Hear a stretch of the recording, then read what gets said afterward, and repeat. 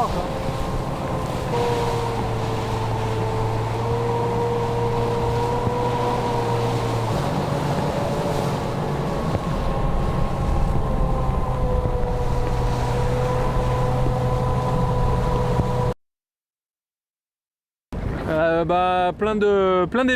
Plein d'événements différents. On est parti sous le brouillard, on revient sous la pluie. Mais super arrivé là au sable. J'ai presque envie que ce soit le Vendée Globe déjà. Ça serait pas mal. En 2 mots, on part dans le brouillard avec un départ très bizarre. Bon, après le départ de la Marina qui était splendide, là c'était un peu bizarre en Brose Light. J'étais dans un bon paquet juste derrière les foilers. D'ailleurs même le petit matin j'ai vu Alex Thompson avant qu'il prenne la tête là. Il a mis la poignée dans le coin et là on a tous touché quelque chose. Moi j'ai une dérive très abîmée. La dérive bâbord, exactement comme sur mon Vendée Globe. Donc je sais vraiment pas ce que c'est, mais ça a tapé sur l'arrière de la dérive, donc c'est étonnant. Ça m'a pas empêché de l'utiliser, mais ça faisait un peu mal au cœur quand même.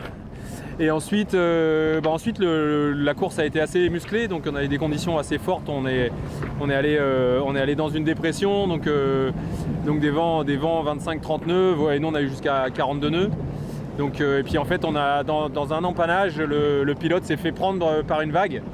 Et au bas de la vague, il est parti à la battée, donc j'ai cassé les lattes de la grand voile dans la bastac. Donc 4 lattes cassées en 2, et donc là il y avait beaucoup de mer et beaucoup de vent, donc j'ai attendu le lendemain pour commencer à réparer, parce qu'il y avait encore beaucoup de mer et je voulais pas me faire rouler par une vague avec pas de grand voile. Et donc avec les 4 lattes coupées en 2, j'ai réussi à en faire 3 complètes, donc en les coupant à la bonne longueur, etc.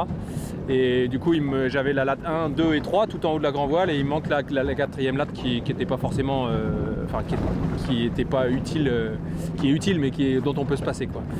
Donc là c'était dommage parce que c'était juste en arrivant aux Açores, et là on était vraiment super, on était passé devant Paul Meillat.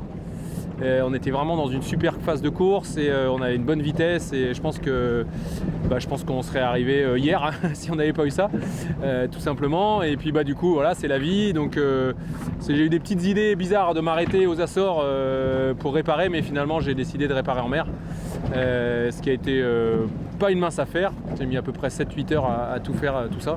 Et surtout le plus long c'était de renvoyer la grand voile, parce qu'il faut qu'elle passe dans les lésies avec plein de vagues, donc c'était vraiment pas simple. Je suis monté dans la baume, je redescendais, je montais, je redescendais, enfin c'était long, mais voilà, ça valait le coup. Aujourd'hui on est au Sable d'Olonne, et puis sur la fin de course, il y avait un dernier obstacle ce matin, enfin hier soir, que j'ai pas très bien négocié, et puis qui était un peu difficile à lire dans les cartes météo.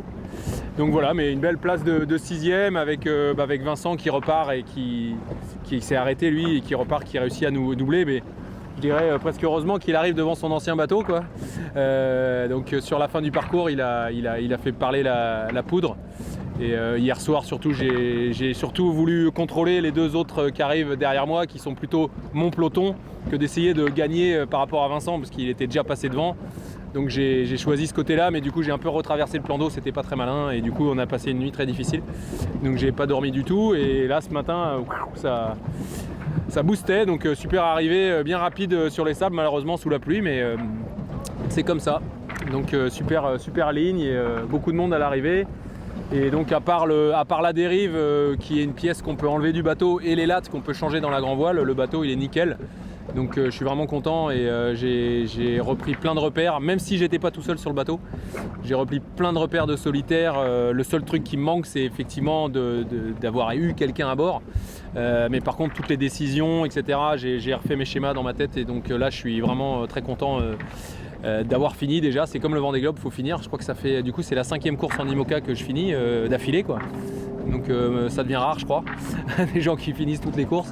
Et du coup voilà, j'espère que la prochaine ça sera le Vendée, et que déjà sur le départ ici en novembre, et puis un peu plus tard l'année d'après pour le retour. Donc j'espère que ça jamais 2 sans 3. C'est la 2e arrivée donc ici au Sable, après mon premier Vendée et cette New York les Sables.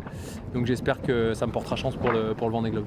Ah ouais, je suis prêt, et comme je disais tout à l'heure, j'aurais bien aimé que ce soit déjà le Vendée qui s'annonce ici au Sable.